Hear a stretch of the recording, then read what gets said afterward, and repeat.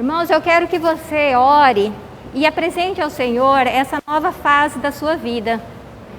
Porque cada disciplina que nós iniciamos é uma nova oportunidade que nós temos de ter um novo encontro com Cristo. Sabe, cada vez que você tem um encontro com Cristo, Ele te enche de poder, de unção, para você ter mais uma caminhada. E eu tenho certeza que nessa disciplina agora, você vai ser cheio desta unção do Senhor, assim como eu fui estudando a palavra para ministrar aqui. Por isso que agora eu quero que você ore e apresente isso ao Senhor. Tome uma decisão de não faltar nas aulas. Esses dias atrás eu falei aqui a respeito de você tomar uma decisão. E eu disse assim, que todas as vezes que você toma uma decisão em prol do reino de Deus, no momento que você toma a decisão, você é cheia do poder de Deus, especificamente para aquela área que você tomou a decisão. Então não tenha medo. Não tenha medo. Neste momento nós vamos orar e você vai colocar desta forma diante do Senhor, tá bom? Pai, nós te adoramos, agradecemos ao Senhor neste momento por mais esta oportunidade. Pai, nós sabemos que o Senhor é quem conduz as nossas vidas, Pai. A nossa vida, Pai, ela é para glorificar ao Senhor.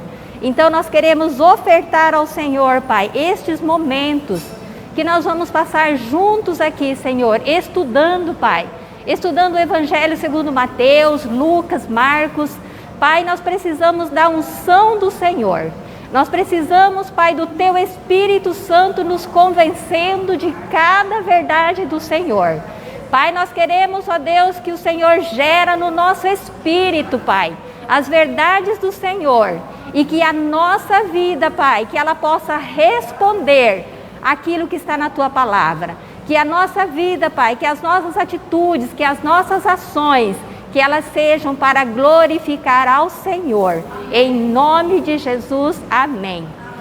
Amém? Vamos sentar? Deixa eu só relembrar aqui as... Pronto, lembrei. Então, hoje nós iniciamos a nossa disciplina, que são os evangelhos sinóticos, certo? O que nós vamos estudar nessa disciplina?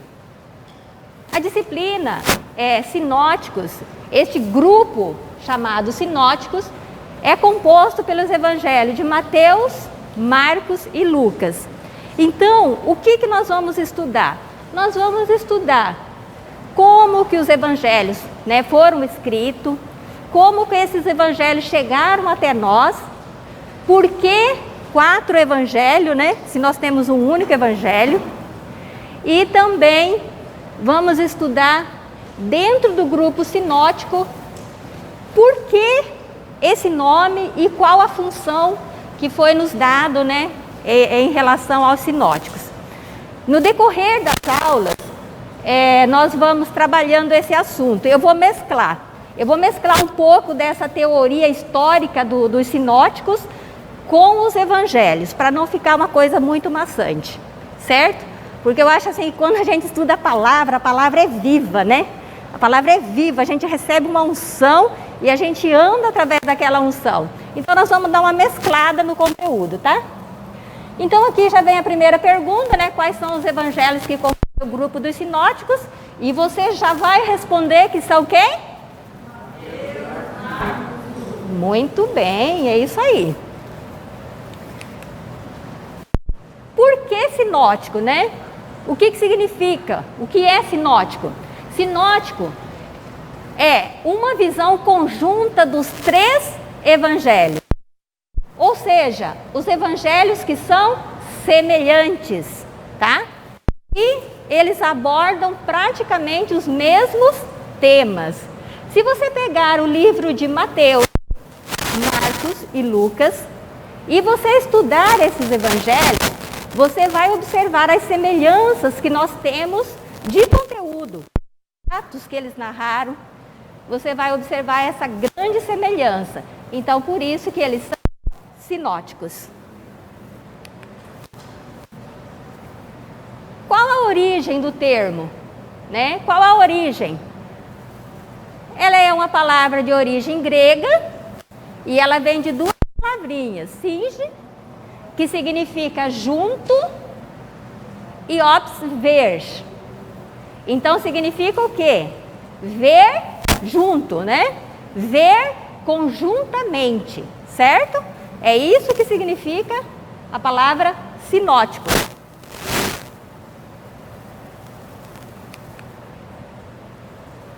E quando surgiu esse termo? Porque quando nós vamos estudar a respeito da palavra de Deus, particularmente, eu ouvi a palavra sinótico aqui no curso de teologia. Nunca tinha ouvido esta palavra. A primeira vez que eu ouvi o termo sinótico foi aqui. Mas quando que surgiu esse termo e qual o propósito desse termo? Então está aqui. No ano de 1776, um pesquisador alemão, o Griesbach, publicou uma obra chamada Sinopse dos Evangelhos. O que este alemão queria fazer? Ele é um estudioso, né? Ele era um estudioso do Novo Testamento. Estudava o Novo Testamento e, estudando o Novo Testamento, estudando os Evangelhos, ele observou as semelhanças dos Evangelhos. Então, qual era a ideia do Griesbach? Era pegar os 3 Evangelhos e colocar paralelo. Se eu pegar os 3 Evangelhos e colocar eles paralelamente, eu vou conseguir identificar todas as semelhanças, certo? E por isso ele escreveu Sinopse dos Evangelhos. Que o resultado, né, da sinopse dos Evangelhos é o resultado de Mateus, Marcos e Lucas. Então isso foi no ano de 1776. O nosso irmão aí publicou essa obra.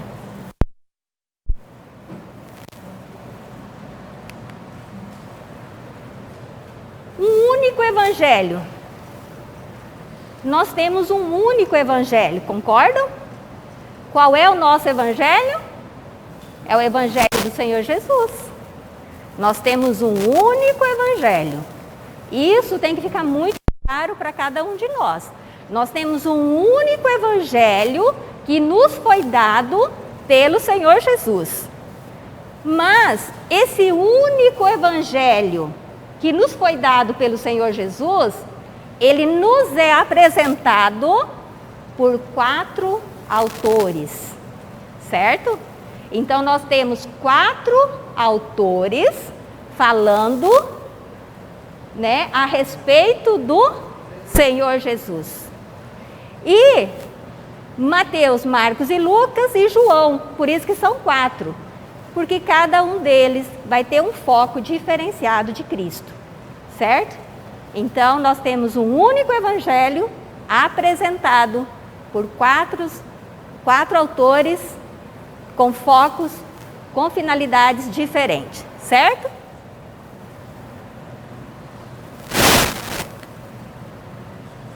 Evangelho.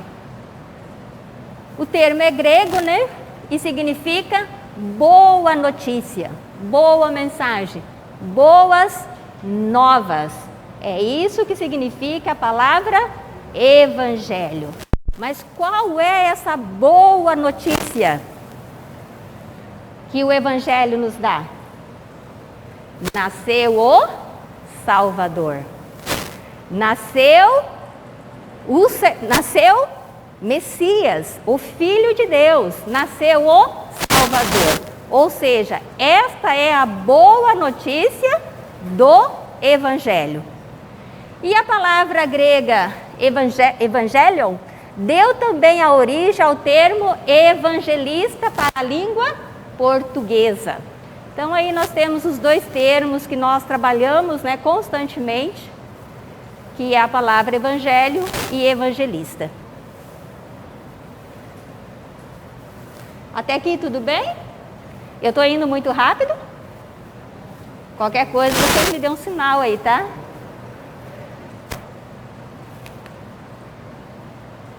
Tá, então agora já começa. Por que os 4 evangelhos? Apresentado por 4 autores. No tempo dos evangelhos, no tempo de Jesus, nós tínhamos 4 classes de pessoas, 4 classes que representavam o povo. Então, eles estão em uma comunidade e nessa comunidade nós temos 4 classes de pessoas.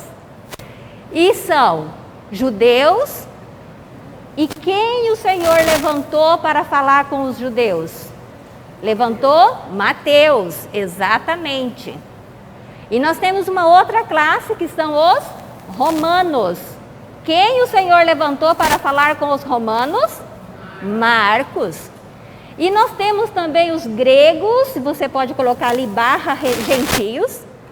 Quem o Senhor levantou para falar com os gregos? Lucas. E nós temos a igreja.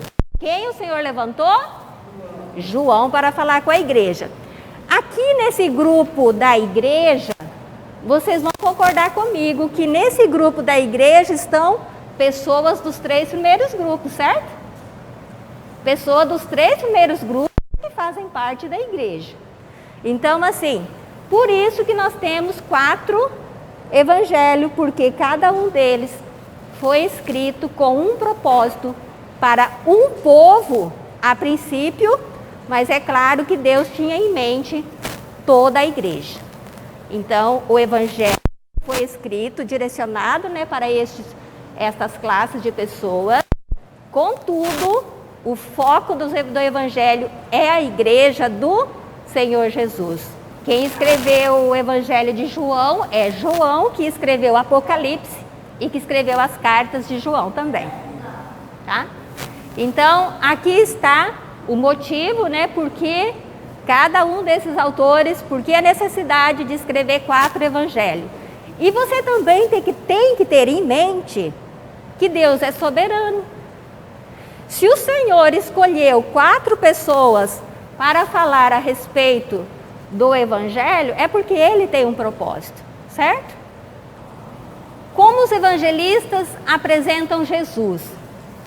Cada autor apresentou Jesus de uma forma.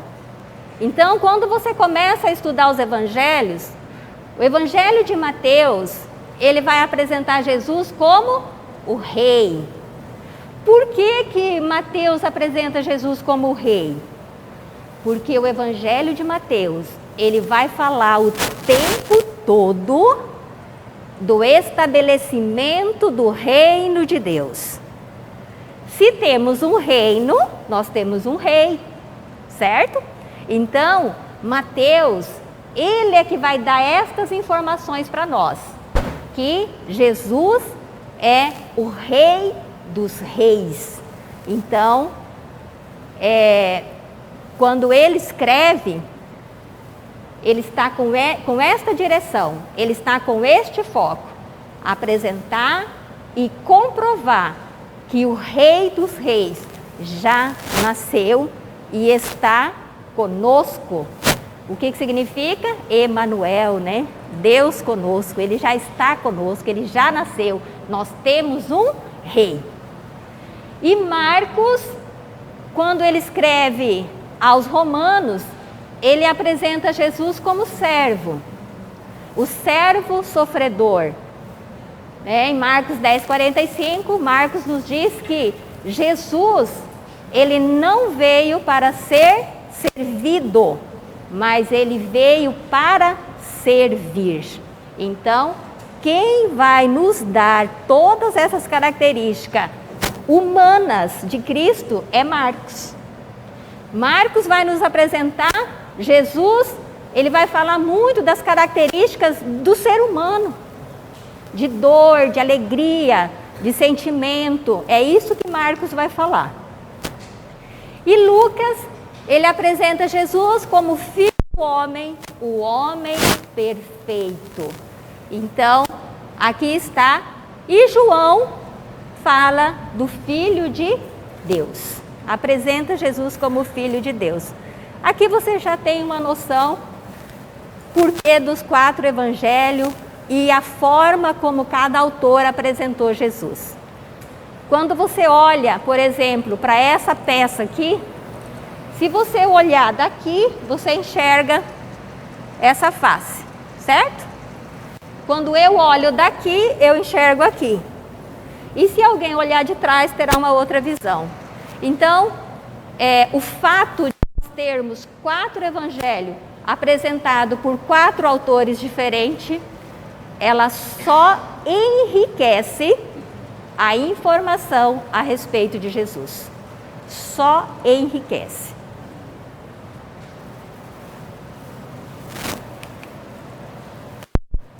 E aqui eu coloquei, o leitor não encontrará nos evangelhos a biografia de Jesus. Por quê? Porque o propósito da Bíblia não é esse. O propósito da Bíblia é revelar o propósito pelo qual Jesus nasceu. Este é o propósito. O propósito da Bíblia não é para dizer quantos meses Jesus foi amamentado. O propósito da Bíblia não é para dizer se ele estudou em escola pública ou particular, né? Colocado pelo irmão. Exatamente, então esse não é o propósito da Bíblia. Então é por isso que na Bíblia você não vai encontrar a biografia de Jesus, ok?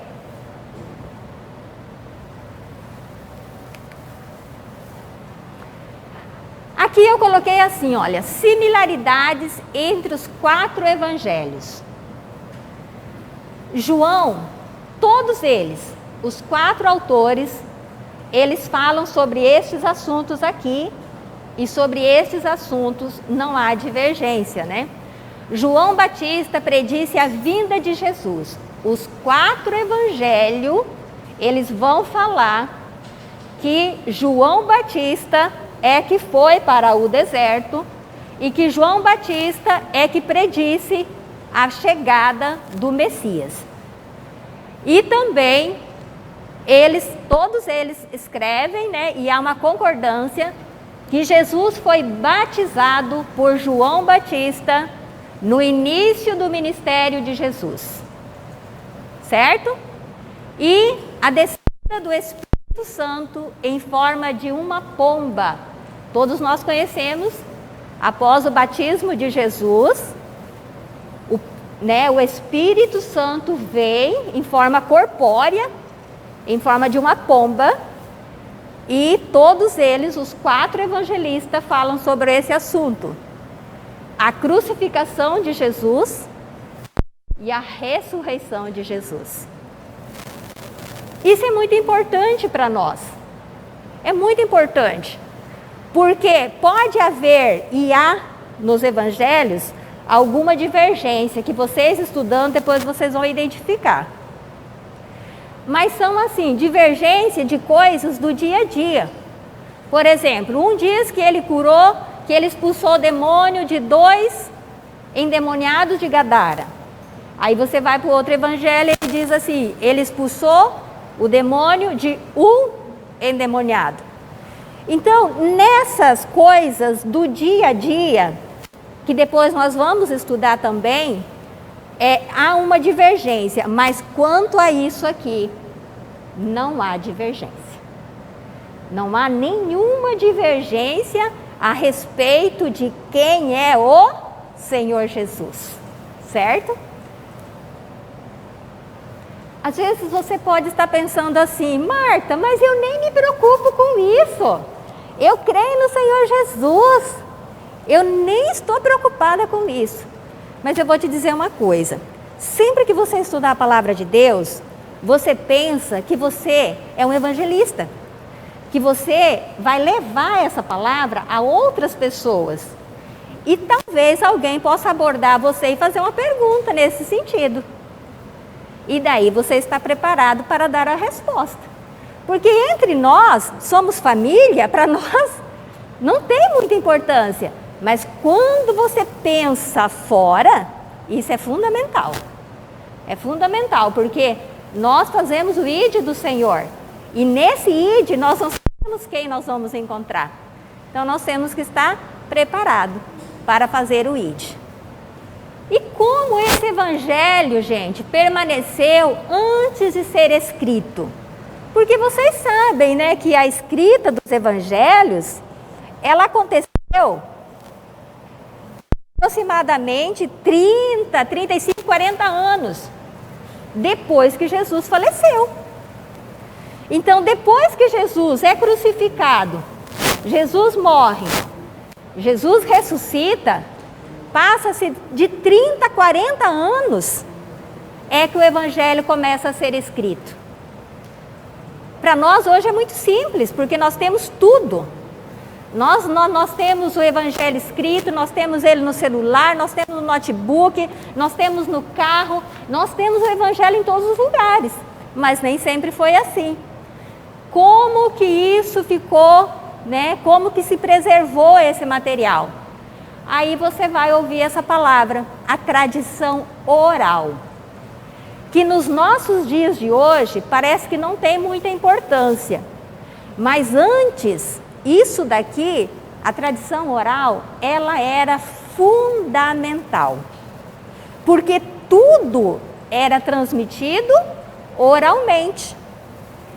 Então, o que eles tinham? Eles tinham métodos para transmitir. Não era de qualquer jeito. Não era de qualquer forma. Havia método, né? A maneira correta de você transmitir algo e que isso fosse passado com a fidelidade dos fatos. A tradição oral, ela fazia exatamente isso. Ou seja, você ouvia, né, de alguém, ou você viu Jesus fazendo os milagres, você acompanhou Jesus no ministério, ou você ouviu os apóstolos. E daí aquilo ali, como você já era treinado, você já era preparado, porque isso fazia parte da cultura, você já passava para da sua família, você já passava para outras pessoas, e assim foi sendo transmitido o evangelho, de forma oral. E aqui é importante a gente pensar também, e como que ficou essa questão da fidelidade dos evangelhos, já que ela foi transmitida de forma oral? Porque hoje, como nós temos tudo escrito, a gente não tem muita preocupação no que fala. Porque se eu falar uma besteira, você pega a Bíblia, abre e você confere com o fato. Mas no tempo de Jesus, no tempo dos evangelhos, não foi assim. Então só tinha a forma oral. Só que, imagina você, tem uma comunidade, e aquela comunidade, ela ouve algo, tanto os evangelhos, como o Antigo Testamento, como as outras, né, as outras literaturas da época, elas ouviam aquilo ali. Então, quando aquela comunidade ouve aquilo ali, vocês concordam comigo que esta comunidade, ela é também testemunha daquelas coisas? Porque se alguém mais tarde viesse contando algo diferente, alguém daquela comunidade poderia se levantar e falar, não é bem assim não. Porque nós ouvimos e nós já transmitimos e é desta forma. Concordam comigo? Então assim, essa questão da fidelidade na transmissão oral, ela foi muito bem feita, muito bem feita. E quando se trata ainda da palavra de Deus, nós contamos com a unção do Espírito Santo, certo? Além de um ancião que podia se levantar e dizer, olha, ele poderia até dizer, eu estava lá no tempo de Jesus, eu vi a história da mulher do fluxo de sangue, né? Ele poderia se levantar e falar assim, eu vi a história lá eu estava lá naquele dia lá que foi expulso os demônios dos endemoniados de Gadara. Eu estava lá. Podia ou não podia? Então, assim, essa tradição oral, ela é muito confiável. Naquele tempo era algo valiosíssimo, valiosíssimo. Então o evangelho permaneceu, né, vamos dizer assim, guardado por um propósito do Senhor, através da tradição oral. E a origem dos evangelhos? Vamos lá. Todas as vezes que você vai estudar a palavra de Deus, você precisa fazer algumas pesquisas históricas, porque a história, ela nos ajuda a entender a Bíblia também. Então, na questão da origem dos evangelhos, nós temos aqui o bispo de Papias. Os escritos, né, do bispo de Papias, eles são de 95. Essas datas são aproximadas, viu, gente? A 110 depois de Cristo. Os livros de Papias se perderam, olha aí. Porém, alguns dos seus comentários foram preservados por Eusébio, historiador da igreja. Olha o que Deus faz, né? Os livros de Papias se perderam, mas alguma coisa Deus levantou, né? Deus usou um historiador para guardar algo que é fundamental a respeito dos evangelhos. E aqui está a citação de Papias, fragmentos, né, do livro de Papias. Aquilo que não se perdeu, ou seja, aquilo que era fundamental ficou. E hoje nós estamos estudando. Quem gostaria de se levantar e ler para nós a citação de Papias? Tudo aqui vale pontinho, viu? Tudo aqui você marca ponto no céu e na terra. Eliane. Ah, está na gripe? Então tá. Pode ser mesmo assim? Então vamos. Marcos, tendo sido interno de Pedro, escreveu minuciosamente, embora não em ordem, tudo que ele se lembrava das coisas ditas ou feitas por Cristo. Pois eles não ouviram o Senhor nem o seguiram. Mas depois, como eu disse, ele seguiu a Pedro e adaptou os seus ensinos à necessidade de seus ouvidos. Mas sem intenção de dar um lado do discurso do Senhor, de forma que Marcos não cometeu nenhum erro enquanto escrevia assim as coisas como se lembrava dela, pois ele teve cuidado de uma coisa, de não omitir nenhuma das coisas que ele tinha ouvido e de declarar nenhuma delas falsamente. Viram? Ouviram?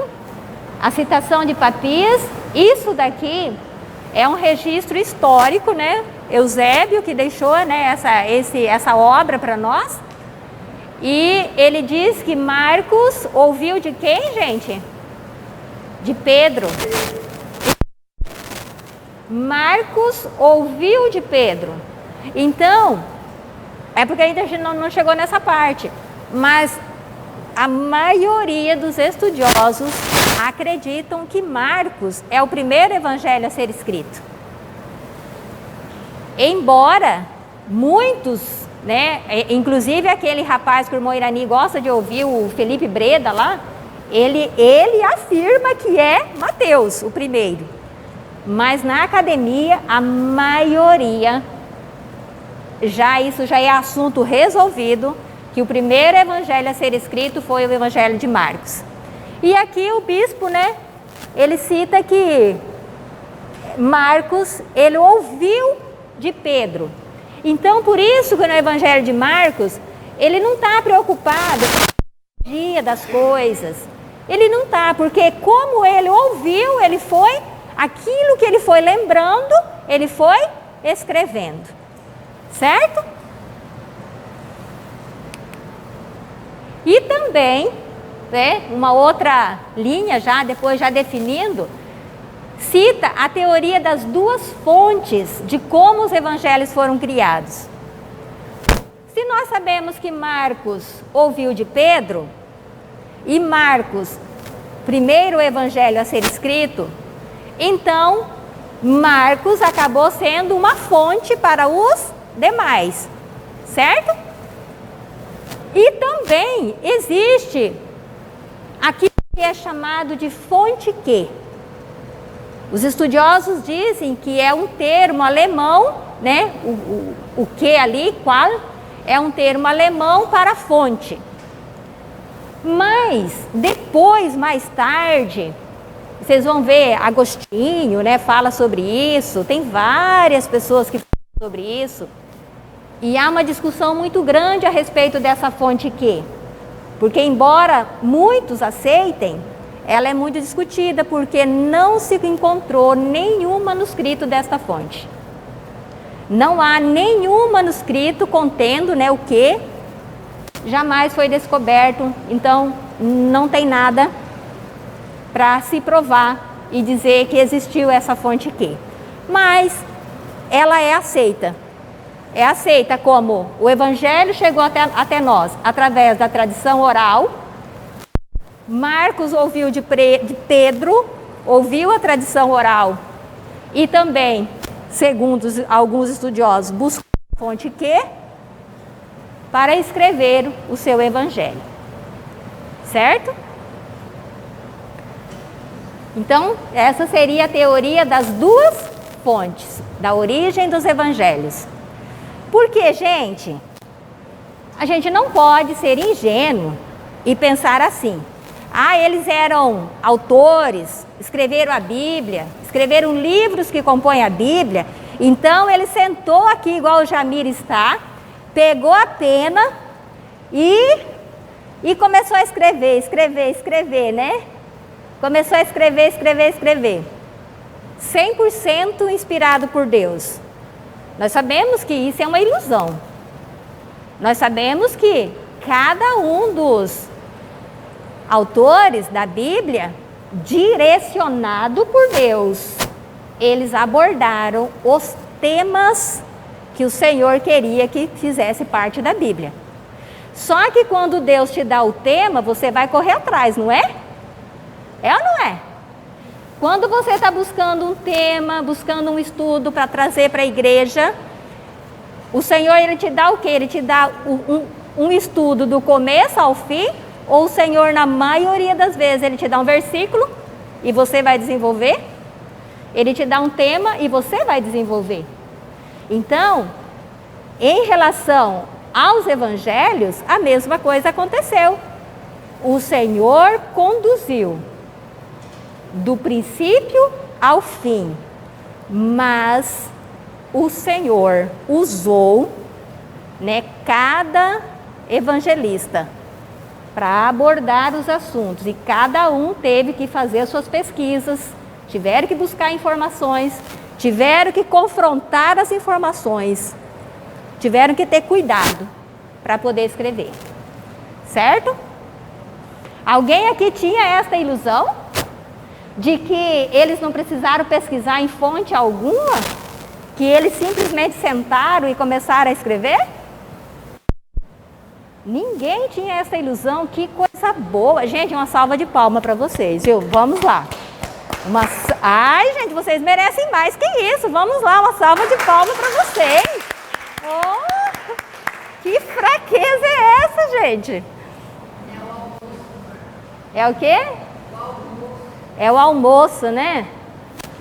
Olha, eu não tive tempo de almoçar, então eu não estou com esse problema. Então... E depois também nós temos aqui a teoria das 4 fontes. O que seria essa teoria das 4 fontes? Quem desenvolveu essa teoria? A Universidade Oxford, na Inglaterra. Qual que é a ideia aqui, irmãos? A ideia aqui é a seguinte: segundo essa teoria das 4 fontes, teria acontecido o seguinte. Eu vou pegar aqui Mateus como exemplo, tá? Eu vou pegar Mateus como exemplo. Eles disseram assim: Marcos ouviu de Pedro, ouviu da tradição. Então nós temos aqui, Marcos já é uma fonte para os demais. Temos a fonte que... Mas eles dizem assim: o próprio Mateus é uma fonte, porque tem conteúdo que é só do próprio Mateus. E também tem conteúdo que é só de Lucas. Por isso que eles falam que existe uma teoria das 4 fontes. Ou seja, Mateus está escrevendo, mas eu busquei em Marcos, eu busquei na fonte Q, eu e Deus, né? Eu tenho um relacionamento com Deus, então eu contribuí também da minha parte, porque no livro de Mateus 40% é só de Mateus, e também tem Lucas. Então essa teoria seria a teoria das 4 fontes. Só que quando vocês forem pesquisar, vocês vão observar que a teoria mais aceita é a teoria das 2 fontes, tá? E aqui nós chegamos agora, nós vamos falar sobre o Evangelho de Mateus. Nós ainda vamos falar sobre os sinóticos, mas nós vamos dar uma mesclada para não ficar só em história. Maria, nós vamos até 3:30. Tá. Então, gente, aqui nós vamos dar início. Vocês querem fazer alguma pergunta a respeito dos sinóticos? O que nós vimos até aqui ficou tranquilo? Ficou bem claro para vocês? Eu vou mandar todo o material para vocês, tá? Então,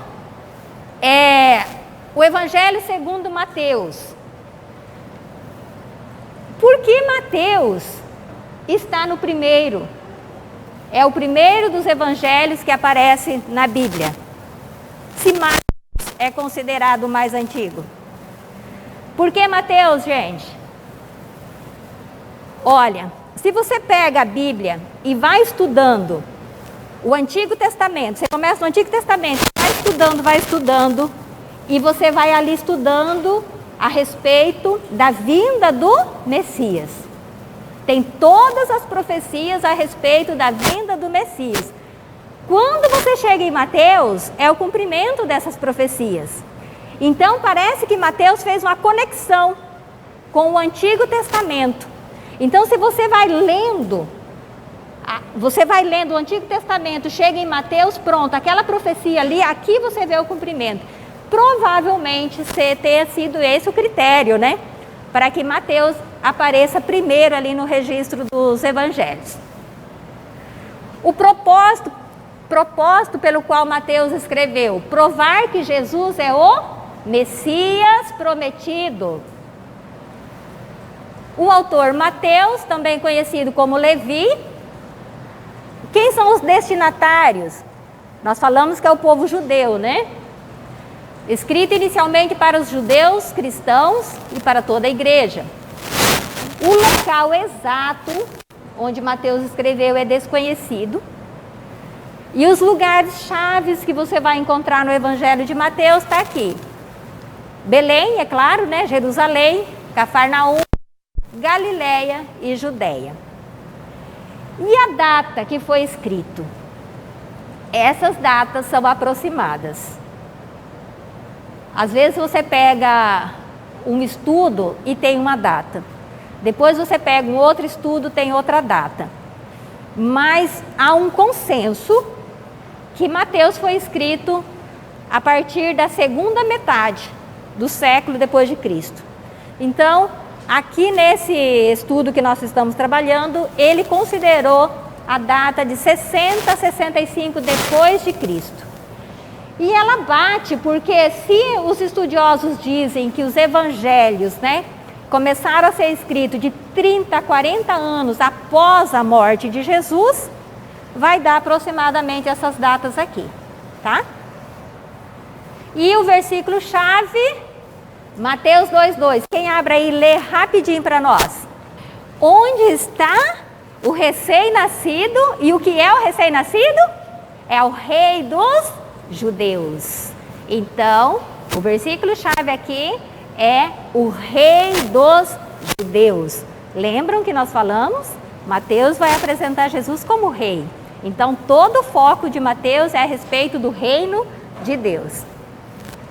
Ok, nós vamos trabalhar o livro de Mateus, eu pretendo.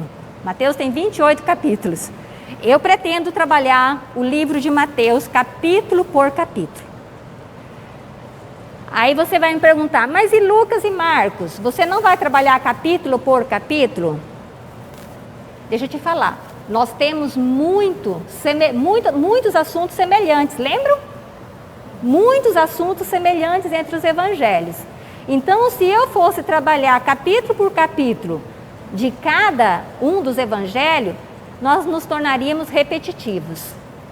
Então, o que eu pretendo fazer com vocês? Trabalhar o livro de Mateus, capítulo por capítulo, e aquilo que for diferente nos demais evangelhos, nós vamos trabalhar o que é diferente, que os estudiosos chamam de o problema sinótico, tá bom? Então, se preparem para o Senhor falar com você, porque cada versículo de Mateus, não é cada capítulo não, cada versículo de Mateus é um tema que ele nos toca profundamente. Então, vamos lá para o primeiro capítulo de Mateus. O que nós encontramos no primeiro capítulo de Mateus? Aí está, né? Gente, antes de nós iniciarmos, vamos dar uma levantada? Dá uma levantada. Erga suas mãos lá no alto. Diga assim: Senhor Jesus, nesta hora, eu te convido para nos ensinar, através do Espírito Santo, o teu evangelho, escrito segundo Mateus. Amém? Abra os seus braços, dá uma chacoalhada aí, manda o sono embora, porque a palavra de Deus, ela tem poder de transformar e ela transforma as nossas vidas. Então, neste momento, é um momento único na sua vida. Você já pode ter estudado várias vezes, você ainda vai estudar várias vezes, mas o que você tem agora é este momento. E você está diante do Espírito Santo, e é o Espírito Santo que nos convence da verdade. Certo? Então, vamos aqui para o capítulo 1 de Mateus. No primeiro versículo, no capítulo 1 de Mateus, nós já temos uma declaração a respeito do Senhor Jesus. E que informação Mateus nos dá? Ele diz: Jesus, filho de Davi, e Jesus, filho de Abraão. Por que Mateus já vem fazendo esta apresentação para nós na genealogia de Jesus? Porque Mateus quer provar para os judeus que Jesus é o prometido, que Jesus é o cumprimento da profecia, que esse Jesus que esteve entre nós, que nasceu, que esteve entre nós, é o cumprimento de toda a profecia do Antigo Testamento. Então, por isso que ele coloca aqui, ele já faz essa referência a Davi. Por quê? Se ele é rei, ele tem que ter uma linhagem de rei, certo? Por isso que Mateus já entra na genealogia apresentando Jesus como filho de Davi, porque ele vai apresentar Jesus como rei. Então eu preciso da linhagem dele. E por isso ele coloca filho de Davi e filho de Abraão. Ou seja, em Jesus se cumpriu a aliança davídica e a aliança abraâmica. Então nós temos aqui já no começo o cumprimento das duas alianças que Deus tinha com estes grandes homens da Bíblia. E o povo judeu, eles conheciam tudo isso aqui. O povo judeu, eles conheciam todo o Antigo Testamento. Então, é muito importante Mateus já iniciar falando isso. Tudo aquilo que nós esperávamos, tudo aquilo que nós ouvimos, se cumpriu. Ele é filho de Davi e ele é filho de Abraão. E também um fato muito importante que Mateus nos apresenta na genealogia de Jesus é o quê? 5 mulheres aparecem na genealogia de Jesus. O que isso nos diz? Por que Mateus está fazendo isso? Colocando estas 5 mulheres, lembrando que nesse tempo, naquele tempo de Jesus, a mulher não era nem contada. Lembram? Todas as passagens que tem na Bíblia falam assim, tinha 5.000 homens, fora mulheres e crianças. Então as mulheres, elas não eram sequer contadas. Mas na genealogia de Jesus, Mateus apresenta 5 mulheres. Então, para nós, não foi o feminismo que valorizou a mulher. Quem valorizou a mulher e quem incluiu a mulher na sociedade foi quem, gente? Foi Jesus. E os evangelhos, olha isso, os evangelhos é a primeira literatura que valorizou as mulheres. Glória a Deus, glória a Deus. Então, não é o feminismo, não tem nada dessa coisa, dessa moda toda de hoje em dia. Foi o Senhor Jesus quem valorizou as mulheres. Detalhe, quem são essas 5 mulheres? Eu não posso contar para você quem são as 5 mulheres, mas você pode pesquisar. E você vai observar que essas 5 mulheres, com exceção de Maria, era o próprio caos. Era o próprio caos essas mulheres. Mas elas estão na genealogia de Jesus. E o que Mateus quer apresentar com isso? Mateus está dizendo assim, olha, nasceu o Rei dos Reis. Nasceu o Messias.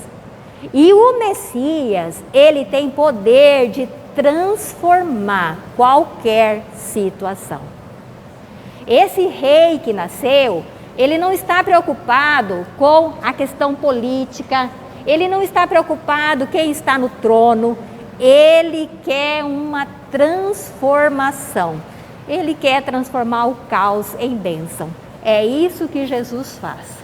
Transformar o caos em bênção. E também José, marido de Maria. E aqui tem um detalhe muito importante que Mateus nos traz, que vocês e a Bíblia diz que José é o pai adotivo de Jesus, certo? Mas é José que é da linhagem de Davi. Que coisa isso aqui, que coisa importantíssima isso aqui. Porque José é da linhagem de Davi, mas José é o pai adotivo de Jesus. Então, para Jesus, para Deus, não importa isso. Quando você adota, um filho, quando você adota alguém, diante de Deus, é a mesma coisa. Tanto é que Jesus é o filho de Davi, por conta do pai José, que é adotivo. E se cumpre a profecia, que ele assumiria o reino, ele assumiria o trono de Davi. E é ele mesmo que assume o trono de Davi. Então se cumpre a profecia. E ele fala sobre o nascimento de Jesus. Ele fala que José não teve relações com Maria enquanto ela não deu à luz a um filho, o qual pôs o nome de Jesus.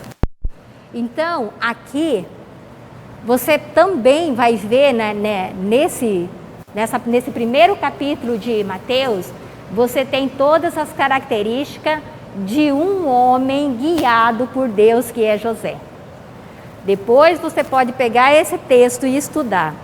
E quem for solteiro ainda tem uma chance. Relaciona as características de José e pede para Deus um homem com as características de José. E para quem já é casado, também pode pedir para Deus transformar e gerar as qualidades. Tá bom, gente? Então, tem jeito para tudo. Certo? Então, aqui no capítulo 1, vocês querem comentar alguma coisa a respeito da genealogia de Jesus? Importante, né, que ele cumpre a profecia e ele é da linhagem de Davi e ele é que vai assumir o trono de Davi. E o capítulo 2? No capítulo 2, Mateus, ele vai nos dizer o local onde Jesus nasceu. E onde foi, gente, que Mateus diz? Belém da Judéia. Belém da Judéia. Quem era o rei nesse período? Herodes. A chegada dos magos em Jerusalém. Aqui tem um ponto importante. Esses magos, quando nós estudamos o livro de Daniel, nós estudamos a esse respeito. Então, provavelmente, esses magos aqui, eles são descendentes, né? Eles devem ter uma ligação com aqueles magos lá do tempo de Daniel. Lembram que o rei consultou todos os magos e eles não podiam interpretar os sonhos? Era só Daniel que podia? Então, provavelmente esses magos aqui, eles são da mesma linhagem daquele povo lá de trás. E o detalhe aqui é que Mateus não diz, os evangelhos não falam que são 3. E a gente sempre, né, através, acho que da cultura, não sei porquê, tem essa ideia que eram 3 os magos. Mas a Bíblia não fala quantos eram, ele simplesmente diz que os magos chegaram. Bom? E os magos, quando eles chegam eles vêm procurando Jesus e eles querem adorar o Senhor. Então, o que nós aprendemos aqui? Esses magos, eles entenderam que Jesus já tinha nascido. Não foram os sacerdotes, não foram os escribas que tinham a Bíblia toda na cabeça, que perceberam a chegada de Jesus. Foram os magos que vieram de fora e perceberam que Jesus já era tempo e que Jesus já havia nascido. Então isso fala muito conosco. Fala muito que às vezes, né, o Senhor usa a situação totalmente diferente. Porque os sacerdotes, os escribas, eles estavam ali no templo. Mas eles não perceberam que Jesus já havia nascido. Maria ficou grávida, passou 9 meses grávida. Então, assim, todo esse tempo. E eles ainda não perceberam que Jesus estava nascendo. Então, às vezes Deus está fazendo algo tão grande e nós estamos distraídos.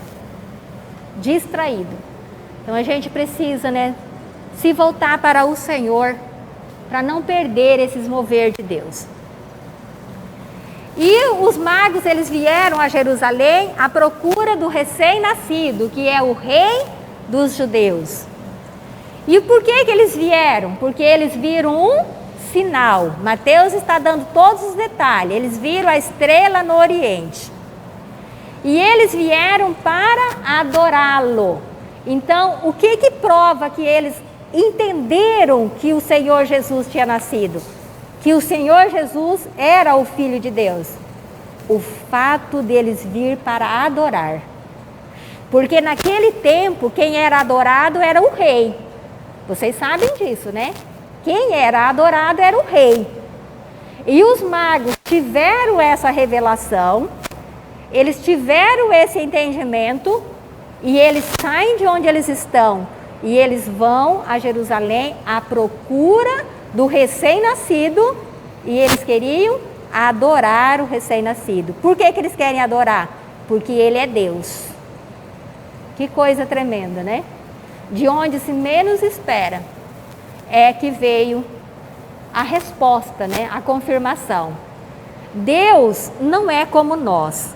Deus não se prende às coisas naturais. Deus usa quem Ele quer, da forma que Ele quer. Aquele que se dispõe. E o que acontece após isso? O rei Herodes, né, fica alarmado com essa notícia. Eu falo ele que ele, né, ele blefa, né? Ele dá um blefe ali, né? O que o rei Herodes faz? O rei Herodes diz assim: ah, então vocês vão procurar o menino e quando vocês encontrarem o menino, voltem para me avisar, porque eu também quero adorá-lo. Mentira, né, irmãos? Mentira, é uma cilada. Então, assim, o rei Herodes, ele está blefando. Ele está blefando, mas só que ele não conta com o quê? Ele não conta com a intervenção divina. E o Senhor, né, instrui os magos seguem a estrela e chegam à casa onde está Maria com o menino. Os magos o adoraram e entregaram-lhe suas ofertas, ouro, incenso e mirra. Os magos foram avisados por Deus em sonho para não voltarem à presença de Herodes. Vejam isso. Então, apesar de o rei, né, ter proposto que ele também queria adorar o menino, adorar o Senhor Jesus, os magos podem até ter acreditado nisto. E eu creio que eles acreditaram mesmo e eles iam voltar para dar a informação. Por isso que Deus aparece em sonho e Deus diz: não, não volta não. Não voltem porque ele não quer me adorar, né? Na verdade, o plano do rei já era matar Jesus. O que nós aprendemos aqui com Mateus? Nós estamos vendo o nascimento de Jesus, nós estamos vendo o cumprimento de cada uma das profecias. Todas elas se cumprindo aqui no Evangelho de Mateus. Então, o que Mateus está escrevendo aqui a respeito de Jesus é o que aconteceu. Mas isso já estava escrito. Já estava escrito, não. Isso já era da tradição oral, porque no Antigo Testamento nós temos Isaías, nós temos, todos os profetas falam a respeito da vinda de Jesus. Aqui nós vemos o quanto José, o pai adotivo de Jesus, o quanto ele é guiado por Deus. Quando você lê o capítulo todo, você vai ver. O Senhor fala com José, manda o anjo, o Senhor fala em sonho. José está pensando uma coisa, Deus vem em sonho e fala com ele. Então José é um homem totalmente guiado por Deus. O anjo do Senhor aparece em sonho a José e diz: pegue o menino e a mãe e fujam para o Egito. Por que aconteceu isso? Já havia uma profecia lá atrás. A profecia dizia o que lá do Antigo Testamento? A profecia dizia aqui, ó: do Egito chamei o meu filho. Então, olha o percurso que ele faz. Ele nasce em Belém da Judéia, mas daí a família foge para o Egito. E quando eles voltam do Egito, se cumpre a profecia: do Egito eu chamei o meu filho. Por isso que às vezes você vai estudar os evangelhos e às vezes você fica até na dúvida: mas de onde que é Jesus? É de Belém? É do Egito? De onde que é? Ele fez este percurso para se cumprir a profecia. Ou seja, para que não houvesse dúvidas a respeito de quem ele realmente era. José permaneceu no Egito até a morte do rei Herodes. A matança dos meninos de Belém. Por que também aconteceu a matança dos meninos? Para se cumprir o que foi dito pelo profeta Jeremias. O profeta Jeremias tem uma profecia que ele fala assim, né? Ouviu-se o clamor de Raquel, né? Que chora por seus filhos. Então ele está falando da matança dos meninos de 2 anos abaixo, que o rei Herodes mandou matar. Mandou matar todos os meninos, porque matando os meninos de 2 anos abaixo, era possível que nesse meio estava Jesus. E assim ele conseguiria o intento dele. José volta para Israel, né?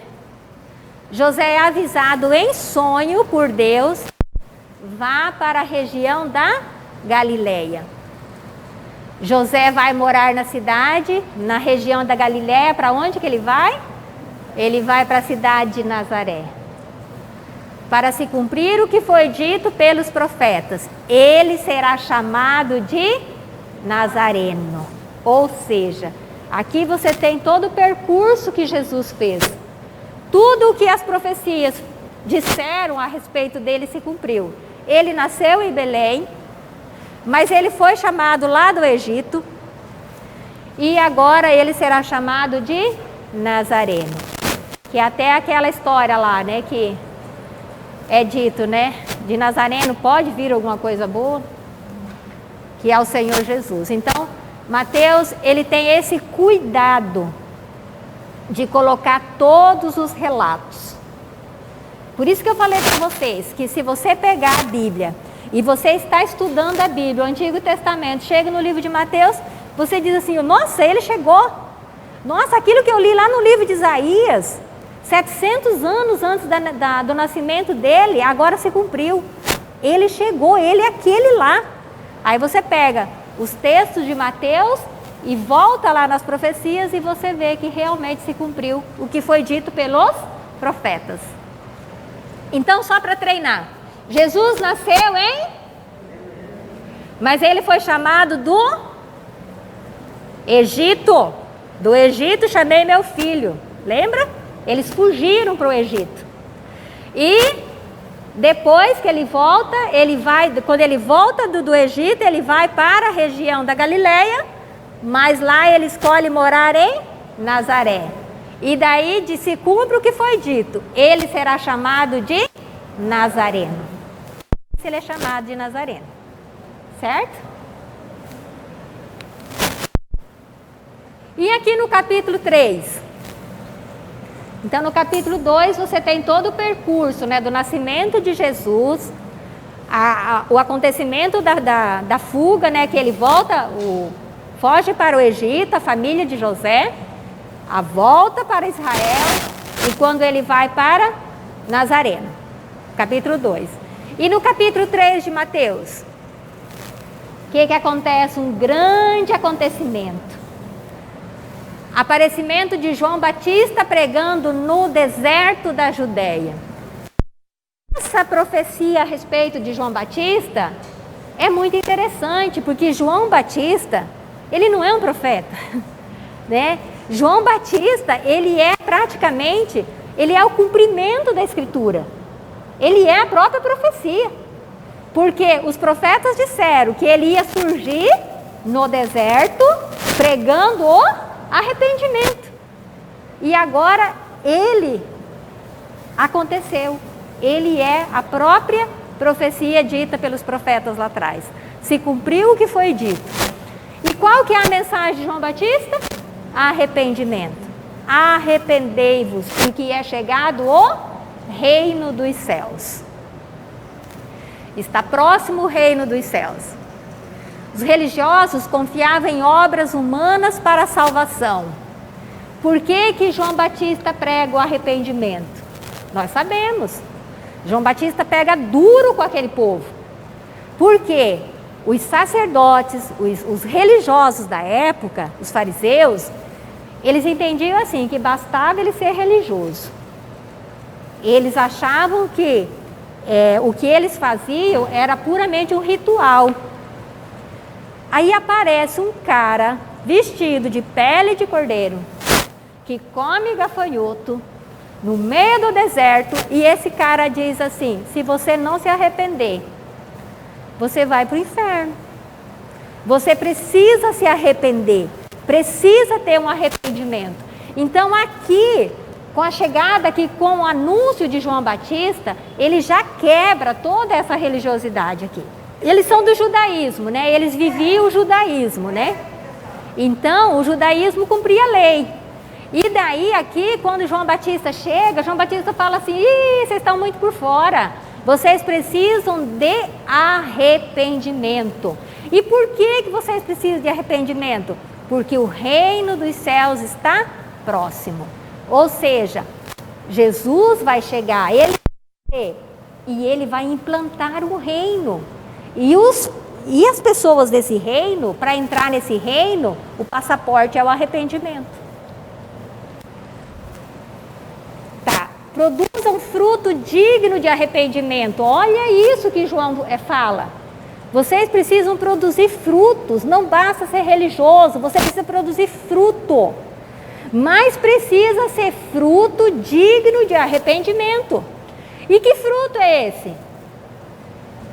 Isso aqui é muito interessante. Quando você lê o capítulo todo de Mateus aqui, o capítulo 3, ele está falando, ele vai falando, ele fala, ele critica, né? O Senhor fala assim, vai chegar um dia que vocês vão falar, em teu nome nós expulsamos demônio.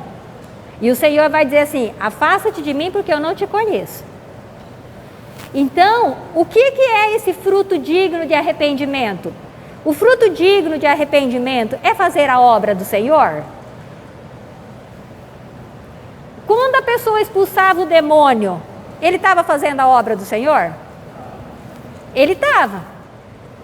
Mas João não colocou isso como sendo fruto do arrependimento. João, depois pode pegar o capítulo e ler. João coloca como fruto de arrependimento você fazer a vontade do meu céu. Fazer a vontade de Deus. É você fazer a vontade de Deus. É isso que é fruto digno de arrependimento. Frutos que permaneçam, né? Esse é o fruto, é fazer a vontade do meu Pai que está no céu. Por quê? Porque às vezes eu quero ficar aqui expulsando demônio. Eu quero fazer uma reunião aqui e ficar aqui só expulsando demônio, porque o Senhor me deu autoridade, Ele deu autoridade para todo aquele que nele crê. Expulsar demônio. Mas o meu chamado talvez seja outro. E daí? Eu estou fazendo a vontade do meu Pai? Pessoal? Não. Talvez Ele tenha me dado, né, para mim, talvez Ele tenha me dado algo de vir aqui no sábado e ministrar aula, né?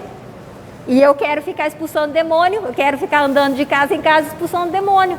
Mas ele diz, não, Marta, mas eu quero que você, no sábado, você esteja aqui dando aula, falando sobre os evangelhos.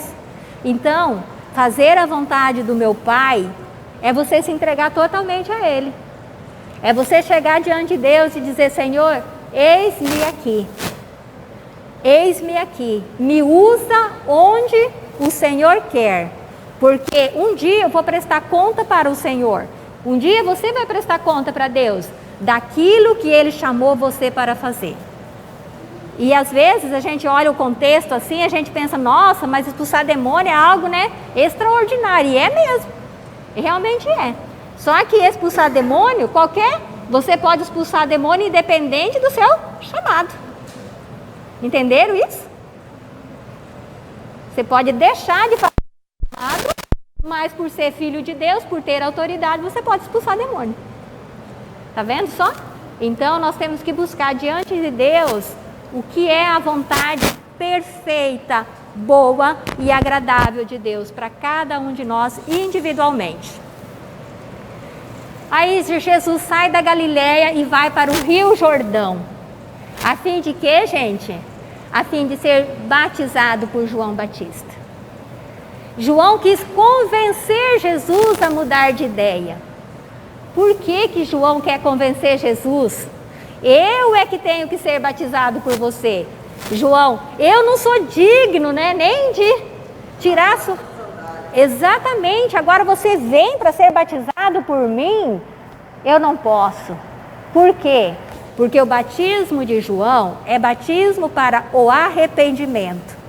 E João sabia que Jesus não tinha pecado. Olha que coisa, né? Aí João não tinha entendido a dimensão, né, do que era esse evento, né? Jesus diz o que para João, né? Vamos deixar por enquanto, né, para se cumprir o que foi dito pelo profeta. Vamos cumprir o que está escrito. Vamos cumprir como foi profetizado. Nós vamos cumprir na íntegra, João.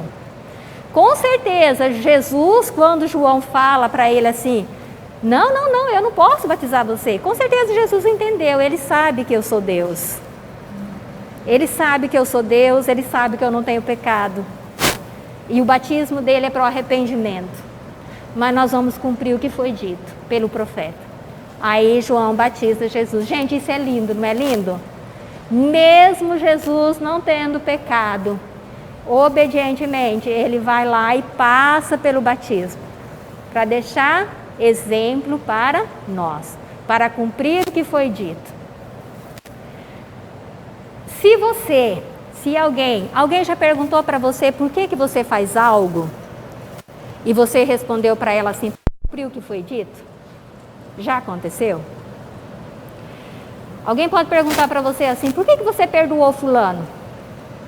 Aí você responde o que Jesus respondeu, para cumprir o que foi dito, para cumprir o que está escrito. Exatamente assim deve ser a nossa vida. Por que você perdoou fulano? Para cumprir o que está escrito.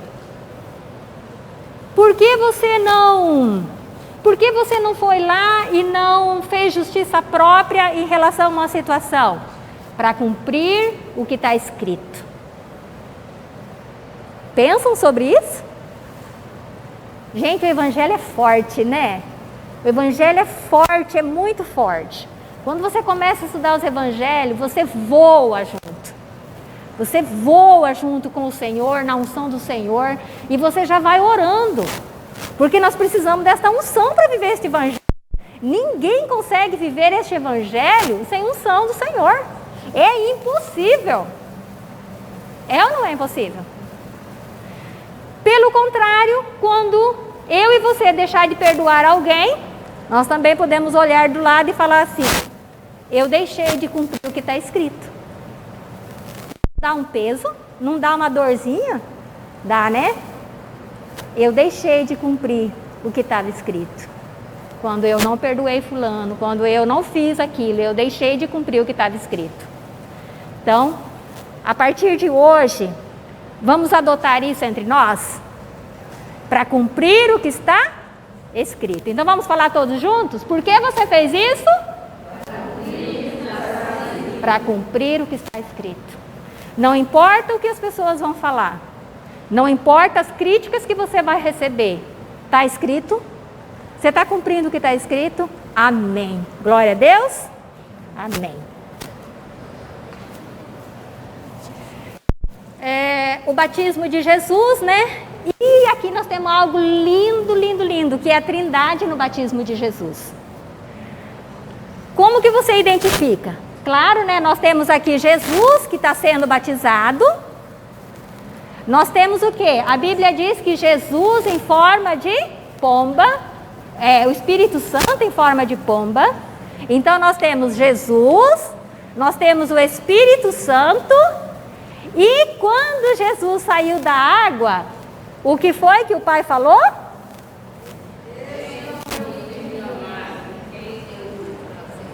Aqui nós temos o encontro da Trindade.